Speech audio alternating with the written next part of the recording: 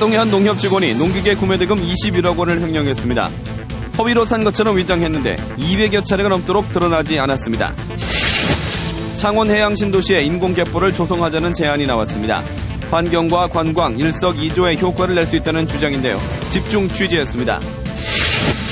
경남FC가 이사회를 열어 대표이사 업무 대행과 감독을 선임했습니다.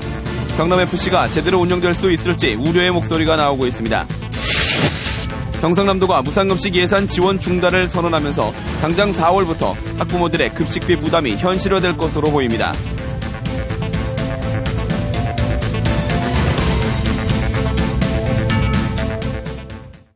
안녕하십니까. 이어서 경남 소식입니다.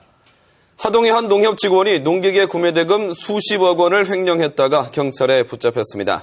농민이 농기계를 산 것처럼 허위로 내부 전산망에 입력해 농협 돈을 빼돌렸는데요. 농협 직원은 빼돌린 돈 대부분을 유흥비로 썼다고 진술했습니다. 박혜진 기자가 보도합니다. 경남 하동의 한 농협입니다. 이 농협의 농기계 담당 직원 34살 이모 씨가 농기계 구매 대금을 횡령한 혐의로 경찰에 체포됐습니다.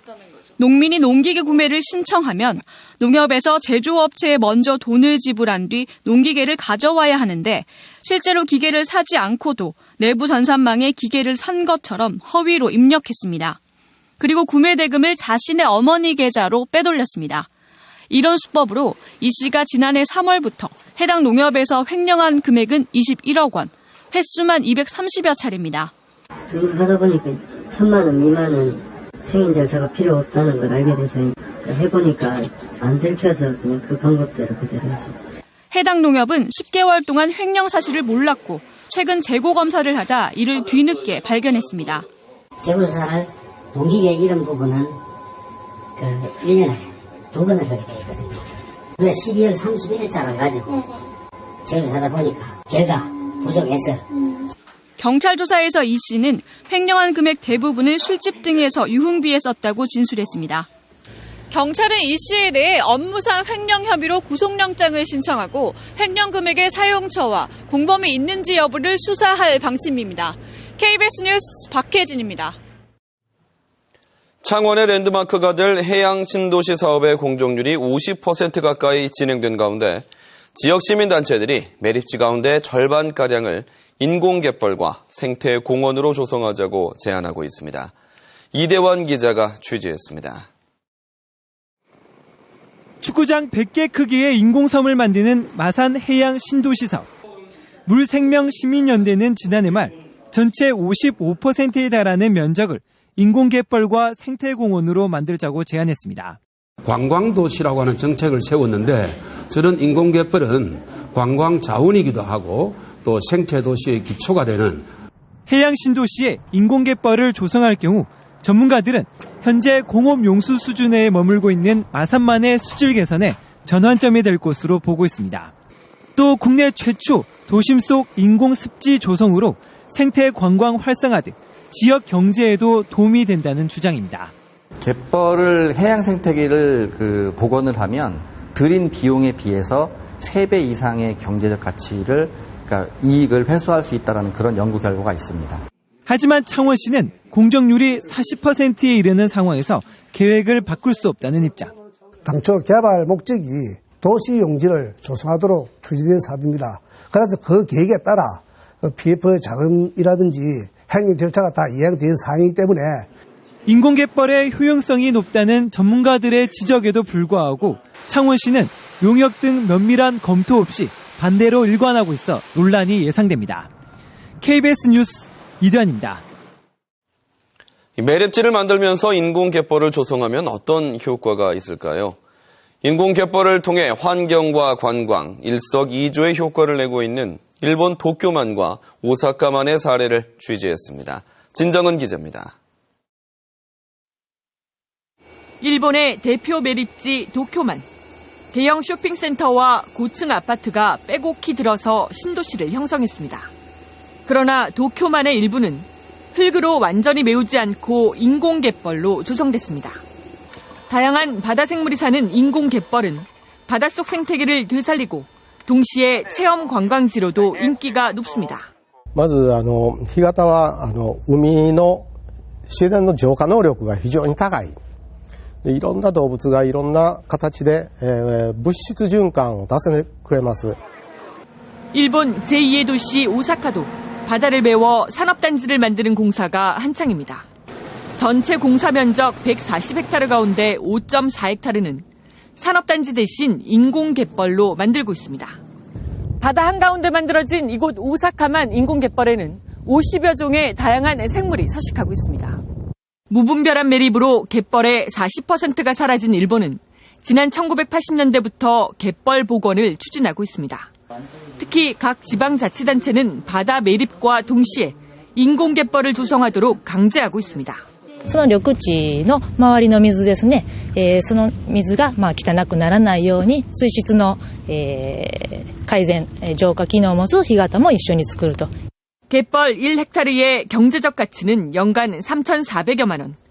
갯벌 면적 5제곱킬로미터의 오염물질 제거 능력이 보통의 하수처리장 하나와 맞먹는다는 연구 결과도 있습니다. 우리보다 먼저 갯벌의 가치를 깨달은 일본. 인공갯벌을 통해 환경과 관광, 일석이조의 효과를 거두고 있습니다. 오사카에서 KBS 뉴스 진정은입니다. 경남FC가 오늘 이사회를 열고 권영민 대표이사 업무대행을 선임했습니다. 새 대표이사가 선임될 때까지 권한이 대행하게 되는데 시즌 개막이 얼마 남지 않은 상황에서 선수단 구성과 올해 사업 계획 등 구단의 갈 길은 멀기만 합니다. 김대진 기자가 취재했습니다. 강등 이후 처음으로 열린 경남FC 이사회. 14명의 이사 가운데 8명으로 겨우 정족수를 채운 이사회는 권영민 전 경남체육회 상근 부회장을 대표이사 업무대행으로 선임했습니다.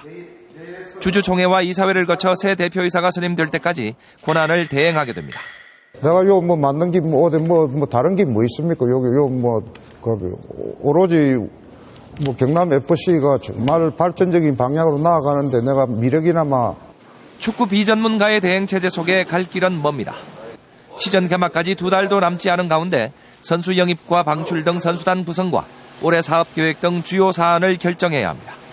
사무국 직원은 계약직들이 잘리고 정규직도 자진의 구단을 떠나면서 18명에서 현재 6명이 남아있습니다. 선수들 가운데 일부는 이미 이적했거나 타 구단과 접촉 중이고 코칭 스태프도 아직 구성이 안 돼 있습니다. 예산도 절반 이하로 줄었습니다. 오늘 이사회가 승인한 올해 예산은 50억 원. 이 가운데 6명의 코칭 스태프 급여와 수당은 6억 3천만 원으로 비슷한 수준을 유지했지만 30명의 선수 급여와 수당은 19억 7천만 원, 실업리그 수준으로 전락시켰습니다. 전원 사표 제출 지시에 이어진 감사 실시. 그러나 그 이후 구단 질서와 운영은 더 더디기만 합니다. KBS 뉴스 김대진입니다.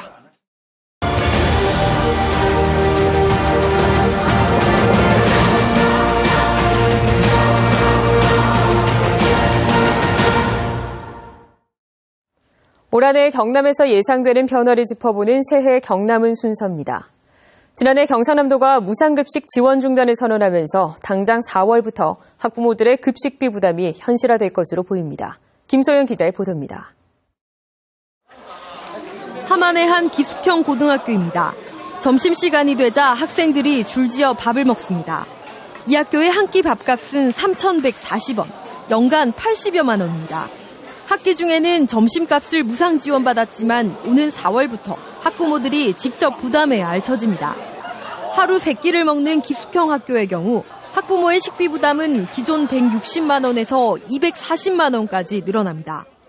네, 무상급식이 취소가 된다고 하면 점심비를 더 내야 하니까 어머니께서 거기에 대해서 경제적 부담이 늘어날 것 같다고 걱정을 하셨어요.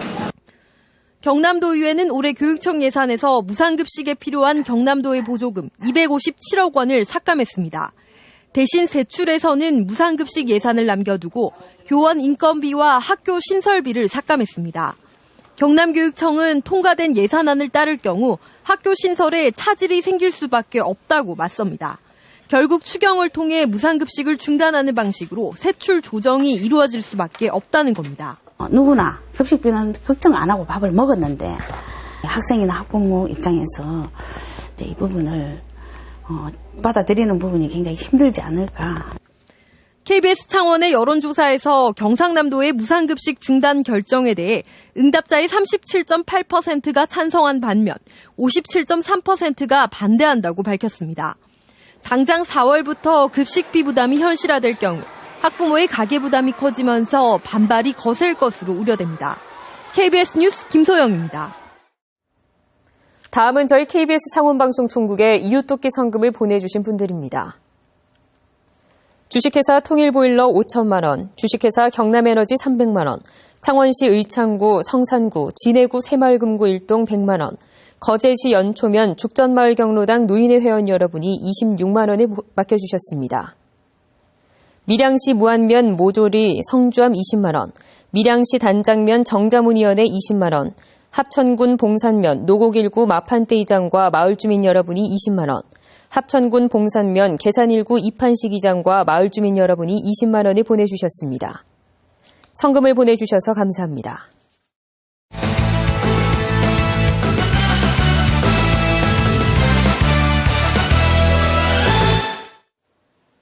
주요 단신입니다. 돼지보다 발병률이 낮은 소의 구제역이 경기도에서 발병함에 따라 경남 지역 축산농가도 불안해하고 있습니다.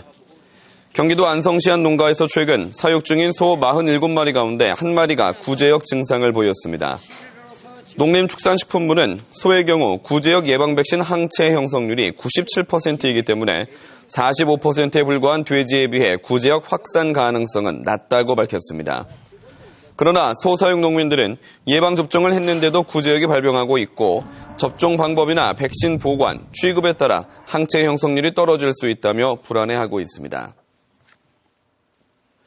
경상남도가 중부지방 구제역 확산에 대비해 내일 도축장과 축산 관련 차량에 대한 일제 소독을 벌입니다.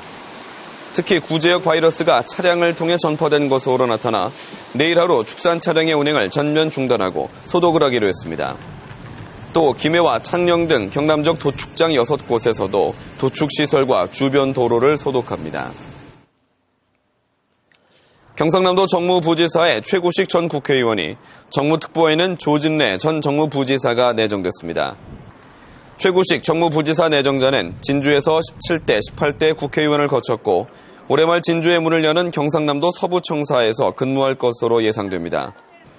조진래 정무특보 내정자는 지난해 말까지 정무부지사를 지냈으며 올해 여의도로 이전해 확대 개편되는 경상남도 서울사무소에 근무하며 중앙정부와 정계 관련 업무를 맡을 예정입니다. 창원지검 밀양지청은 대부업자에게서 뇌물을 받은 혐의로 경남지방경찰청 소속 A경감을 구속 기소했습니다. A경감은 지난 2010년부터 무등록 대부업자로부터 단속 정보 등 편의를 봐달라는 부탁을 받고 4천만 원을 받은 혐의를 받고 있습니다. 검찰은 A경감과 같은 혐의로 조사한 B경사에 대해서도 보강 수사를 한 뒤 조만간 기소하기로 했습니다. 보건소에서 하던 무료 예방접종이 일반 병원에서도 가능해지는 등 올해 경상남도의 복지 시책이 대폭 확대됩니다. 경상남도는 65세 이상 노인의 인플루엔자 무료 예방접종을 일반 병원에서도 할 수 있도록 함에 따라 올해부터 보건소 앞에 길게 줄을 서는 불편이 없어지게 됐고 또 36개월 이하 영유아의 A형 간염 무료 접종도 전국 7천여 의료기관에서 할 수 있도록 했습니다. 노인들의 틀니 보급과 임플란트 시술 지원도 지난해 75세 이상에서 올해 70세 이상으로 완화했습니다. 경남 소식이었습니다.